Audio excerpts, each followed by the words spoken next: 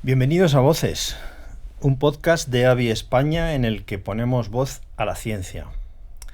La voz es una herramienta muy poderosa a la hora de comunicar, y cuando hablamos de la salud es fundamental escuchar a los pacientes, escuchar a los familiares, escuchar a los profesionales sanitarios, escuchar a quienes trabajan en la investigación. Por eso queremos alzar la voz a través de este podcast para seguir mejorando el conocimiento y la realidad que viven miles de personas en torno a la salud en España. Y bienvenidos también a este nuevo episodio de Health Thinking, una iniciativa que refuerza el compromiso de AVI con la sociedad, con los pacientes, con los profesionales de la salud. Health Thinking es un foro de reflexión sobre tendencias sanitarias cuyo objetivo es analizar y debatir acerca del futuro de la sanidad y los aspectos que marcarán las transformaciones necesarias para generar un cambio real en este entorno. Es mirar al futuro. En esta ocasión reflexionaremos y debatiremos sobre las nuevas necesidades formativas en ciencias de la salud, los retos y avances en formación de los profesionales sanitarios y la integración de nuevos conceptos y formas de entender y aprender. Para ello, hoy nos acompañan el decano de la Facultad de Ciencias Biomédicas y de la Salud de la Universidad Europea, el doctor Daniel Hormigo, y el recién graduado estudiante de la misma universidad, Jaime Navarrete. Bienvenidos y muchas gracias a los dos por acompañarnos.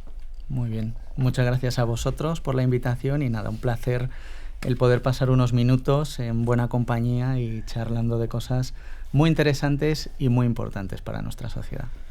Efectivamente, muchas gracias por la invitación. Para mí es un gusto poder tener la oportunidad de conversar con ustedes. Así que bueno, aquí estamos. Muchas gracias. Para mí también es un placer y además es un placer desde el punto de vista personal por ese pasado que compartimos en esa universidad que ha sido y podemos decir que es nuestra. Bueno, pues si os parece bien, empezamos la entrevista con una pregunta general para ir abriendo el debate y con la que podemos comenzar a discernir y arrojar luz sobre los temas que abordaremos a lo largo de la conversación. Las preguntas os las voy a hacer a ambos, contestáis en la manera que os parezca más apropiado. ¿Cuáles creéis que serán los mayores desafíos para la formación sanitaria en el futuro y cómo creéis que debemos abordarlos? Muy bien, pues empiezo yo, Jaime, si te parece. Sí. Pues la verdad es que es una pregunta de enjundia, es una pregunta para poder discutir mucho tiempo. A mí siempre me gusta decir que los desafíos que tiene la educación superior en materia de salud deben ir acordes a los desafíos a los que se enfrenta el sector sanitario en nuestro país y a nivel global. En este sentido, a mí siempre me gusta diferenciar como 4 grandes aspectos o 4 grandes desafíos a los que nos tenemos que enfrentar. El primero de ellos tendría que ver pues, con un concepto que defendemos mucho en la facultad, que es el concepto One Health, un concepto en materia de salud pública que aboga pues, por entender la salud en su más amplio sentido, con el vértice de salud humana, salud animal y también salud de los ecosistemas. Creo que muchos de los grandes retos en materia de salud pública van a ir por esta vía. El ejemplo del COVID pues, nos ha recordado a todos, ¿no?, la interrelación que tiene pues, esa salud ambiental, esa deforestación, el cambio climático que provoca pues, que cada vez la interfaz animales silvestres, animales de abasto, seres humanos, pues que tengan más contacto y eso, como bien sabemos, pues favorece la aparición de nuevos virus, de saltos interespecíficos y de retos pues que desafortunadamente es probable que sean más frecuentes en un futuro. Otro gran reto, y por supuesto la educación debe acompañar en ese sentido y en sensibilizar a todos los estudiantes de titulaciones sanitarias en la necesidad de trabajar de manera colaborativa entre distintos tipos de profesionales, que luego si queréis pues hablamos y profundizamos un poquito más en el tema. El segundo gran aspecto pues yo creo que está relacionado un poco con la evolución de la población mundial, una población que cada vez vive más años y que cada vez es más abundante, ¿no? Entonces también creo que otro de los grandes retos es pues eso, el ver cómo abordamos desde la universidad pues el envejecimiento de la población y la aparición de una mayor frecuencia de enfermedades crónicas que requieren todavía pues una colaboración mucho mayor entre distintos tipos de profesionales sanitarios.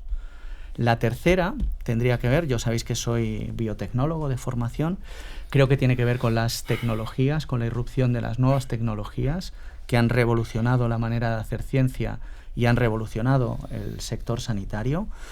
Y tanto tecnologías como inteligencia artificial, Internet of Things, blockchain, como también todos los avances científicos en materia de medicina personalizada de precisión, todas las ciencias ómicas y bueno, pues terapias avanzadas, inmunoterapias, creo que eso es otra parte que se debe abordar en nuestro sector, que incluye a las universidades. Y finalmente, y no por ello menos importante, pues todo este desarrollo tecnológico debe ir unido a la comunicación del profesional sanitario con los pacientes y a esa humanización de la asistencia sanitaria. Yo creo que a grandes rasgos, pues creo que los retos a los que nos tenemos que enfrentar desde la universidad para adaptar a los estudiantes del futuro a las necesidades del sector, pues van por estas 4 vías. Muy de acuerdo. Jaime.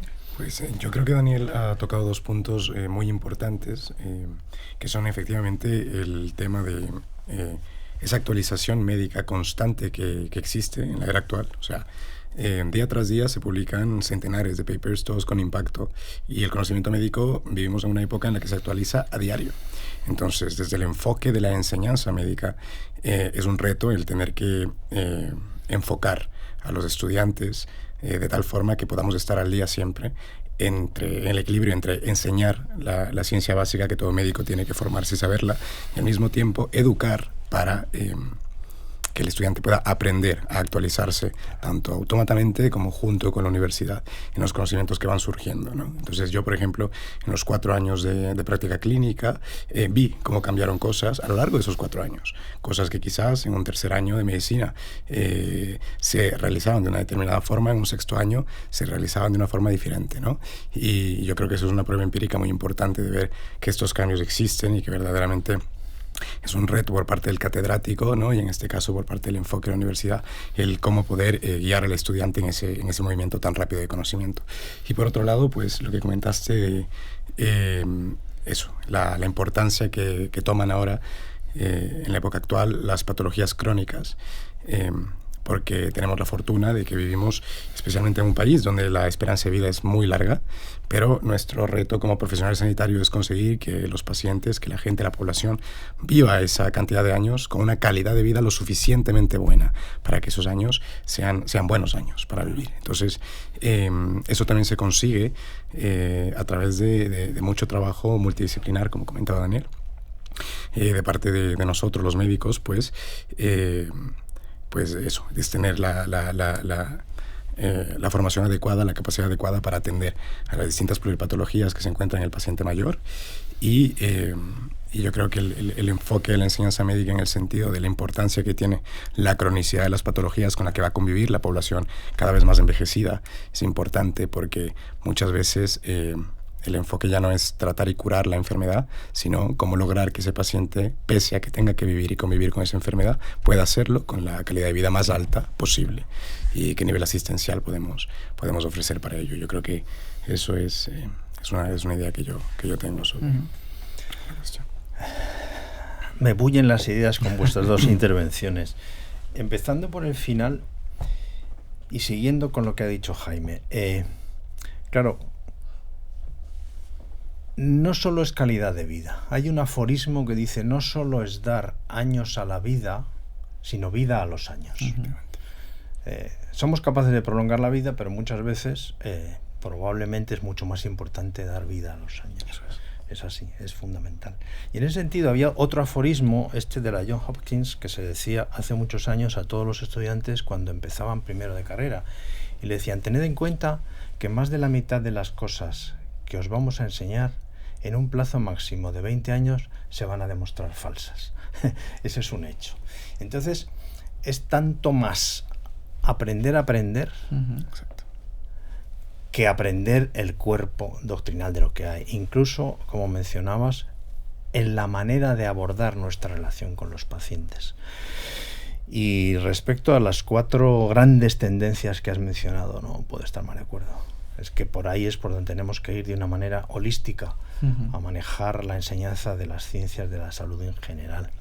De hecho, en el guión, que prácticamente os habéis saltado y está muy bien, una de las cosas fundamentales de las que quería que habláramos era de la comunicación. Uno de los hechos fundamentales va a ser cómo nos comunicamos dentro de la sociedad en un modelo de comunicación completamente diferente, y eso va a incluir la relación entre los pacientes y los profesionales sanitarios. Vamos a un entorno, esto lo sé porque todos mis compañeros de alrededor se están jubilando, se han jubilado, se van a jubilar, y va a haber una necesidad masiva de profesionales sanitarios. Y esos profesionales sanitarios van a tener que saber comunicarse con los pacientes de una manera diferente. ¿Veis una asignatura o asignaturas relacionadas específicamente con la comunicación en vuestras carreras? ¿Las habéis vivido? ¿Creéis que hay que profundizar en ello? Muy bien, pues no sé si quieres comenzar tú o... Puedo comenzar yo dando un poco el apunte desde el punto de vista del estudiante, ¿no? El ex estudiante. Estupendo. De hecho, sí. Y de hecho, bueno, tengo la fortuna de que en la Universidad Europea se hace muchísimo trabajo con ello desde primero de medicina. Entonces, luego pasan los años, ves tú un poco, llegas ya a la práctica clínica, ves un poco más de pacientes en el hospital y luego te das cuenta de la enorme importancia que tiene el haberte formado en comunicación médico-paciente desde el inicio. Entonces, se hace muchísimo trabajo a nivel de Facultad de Medicina en la Universidad Europea en la comunicación, y las herramientas que obtienes con esas simulaciones en hospital simulado en el ámbito de la comunicación son verdaderamente útiles. O sea, yo creo que es una de las aristas más importantes que nos llevamos como médicos, aparte del conocimiento científico, aparte de la buena formación que existe en ciencias básicas. Yo creo que esa cantidad de herramientas con las que contamos de cara a resolver distintas situaciones que se pueden presentar y se presentan con los pacientes, la manera correcta de comunicar malas noticias, la manera correcta de comunicar perspectivas médicas, opiniones médicas, recomendaciones médicas, pacientes que por distintas circunstancias puedan tener un tipo de actitud o otro tipo de respuesta, y el nosotros saber y tener las herramientas para lidiar con ello. Así que sí, o sea, mi experiencia como estudiante ha sido que se ha trabajado mucho en ello y que es algo fundamental, imperativo y verdaderamente útil. Bueno, me alegra mucho que un estudiante diga esto, y desde mi punto de vista la respuesta es rotundamente sí. Nosotros estamos absolutamente convencidos de ello, y no solo todas las titulaciones de nuestra facultad tienen asignaturas en las que se trabaja la comunicación médico-paciente o comunicación profesional sanitario-paciente en distintos ámbitos, sino que también lo incorporamos en nuestro modelo académico desde primer curso y a lo largo de toda la carrera. ¿Cómo va a ser el impacto en la formación de los profesionales de la salud de todas estas nuevas áreas que nos están sorprendiendo cada día? Pues la verdad es que ya está impactando porque es algo que ha llegado y ha llegado para quedarse, ¿no? Un colega de la facultad, siempre lo dice, es experto en inteligencia artificial aplicada a salud, y siempre dice lo mismo, dice: la inteligencia artificial, las nuevas tecnologías, es como una gran ola, es como un tsunami capaz de arrasarlo todo, y tenemos dos opciones: o dejar que nos arrase o tratar de surfear en esa gran ola, ¿no? Entonces nosotros somos más de surfear, valga la metáfora. Desde luego las nuevas tecnologías están impactando de lleno en la forma de enseñar a nuestros estudiantes, no solo ya con temas de inteligencia artificial y educación adaptativa, que es algo que ya estamos trabajando en muchos de nuestros programas, y ya tenemos herramientas que se adaptan al nivel de aprendizaje de cada estudiante, porque cada estudiante aprende a un ritmo diferente y tiene unas necesidades diferentes, con lo cual ya tenemos que pasar de un modelo más enciclopédico, asentar bien las bases del funcionamiento y todos los conocimientos básicos, y enseñar a aprender. Claro. Y eso es donde creo que yo van los tiros, y uno de los grandes retos pues es hacer ver a toda la comunidad universitaria el que tenemos que transitar hacia ese modelo si queremos pues continuar aportando a los estudiantes lo que demanda la sociedad. Jaime.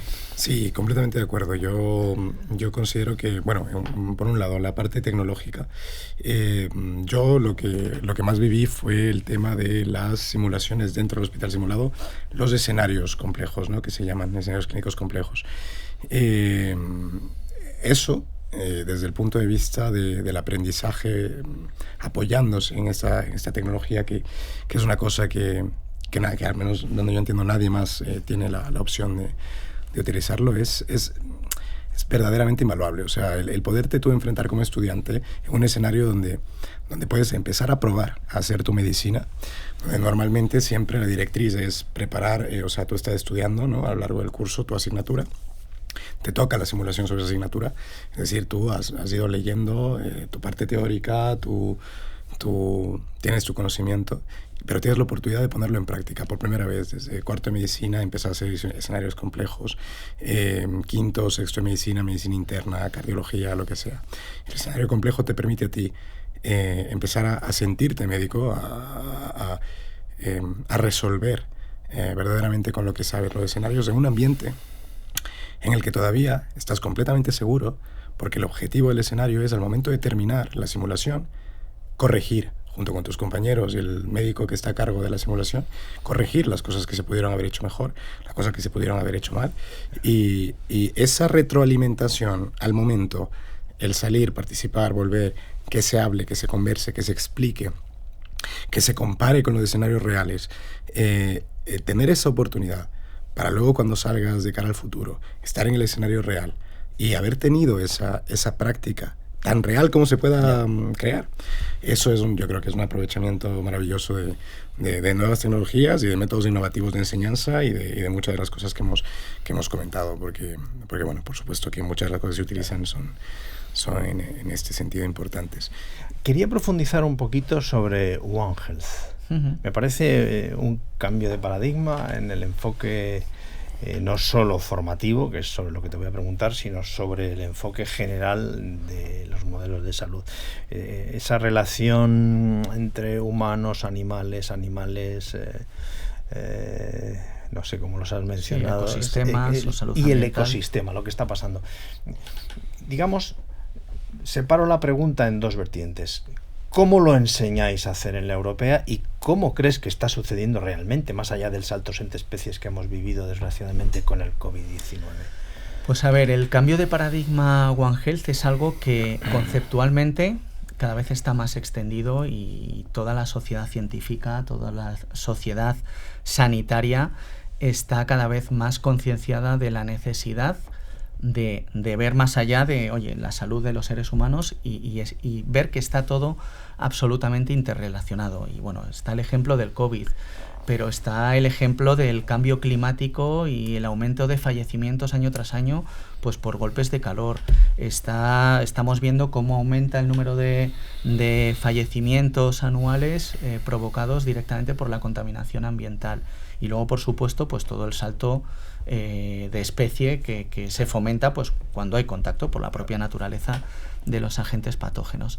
Sin embargo, eso llevado a la práctica es mucho más complejo. ¿Por qué? Porque aquí hablamos de un juego de competencias profesionales y One Health va de ser generoso, de reconocer que hay profesionales que quizás pueden aportar más que tú o más que tu gremio en concreto, no estoy hablando de la profesión médica, estoy hablando de todas en general, pero que pueden aportar una visión complementaria a la que tú tienes. Y eso cambiarlo es muy difícil, por eso es fundamental que desde las universidades fomentemos este enfoque desde primeros cursos, para sensibilizar a todos nuestros estudiantes de la necesidad de trabajar colaborativamente entre distintos profesionales sanitarios, con esa visión que tenemos en la universidad de toda la vida, del paciente en el centro y todas las profesiones sanitarias alrededor, pero dando un paso más y llevándolo hacia el ámbito de la salud pública. Pues sí, yo creo que es fundamental la correcta cohesión de los distintos profesionales sanitarios, ¿no?, en el ejercicio de su labor. Yo creo que sí se trabaja bastante esto dentro de la universidad, la formación interprofesional, efectivamente. Y yo creo que también tenemos todavía camino por recorrer Sí, para que pueda ser una cosa... Como sociedad, no solo en la universidad, no solo en la hay camino universidad, por recorrer. como sociedad, claro. y como sociedad en cuanto a la enseñanza médica. O sea, es importantísimo entender que tú tienes tu labor, tu rol, ¿verdad? Pero eres completamente dependiente del resto de tus profesionales que hagan su labor y su rol. Entonces, tú como médico, por ejemplo, para ejercer correctamente tu profesión, es indispensable que el área de enfermería trabaje contigo y tú trabajar con ellos. No puede existir uno sin el otro. Entonces, todo este tema de saber relacionarte con tu colega de profesión sanitaria es una cosa que al final solo nos lleva a prestar y a brindar una mejor atención sanitaria a los propios pacientes. Daniel lo enfoca incluso más grande que eso, ¿no? Incluso hacia la salud pública. Y yo creo que eso, al final, ese tipo de pensamiento, ese tipo de motivación es lo que verdaderamente hace que te muevas en una dirección, ¿no? En conseguir verdaderamente mejorar y afinar cada vez más la forma de que dentro de la formación, por ejemplo, médica, exista consolidado este pilar de la formación interprofesional.